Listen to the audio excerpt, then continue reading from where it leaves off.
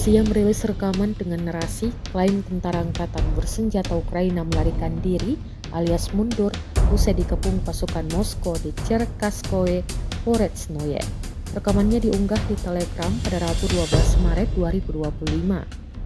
Dalam keterangan unggahan disebutkan tentara angkatan bersenjata Ukraina mundur, sementara pasukan Rusia mengibarkan bendera di salah satu gedung di wilayah tersebut. Namun Ukraina belum memberi tanggapan atas klaim Rusia kali ini.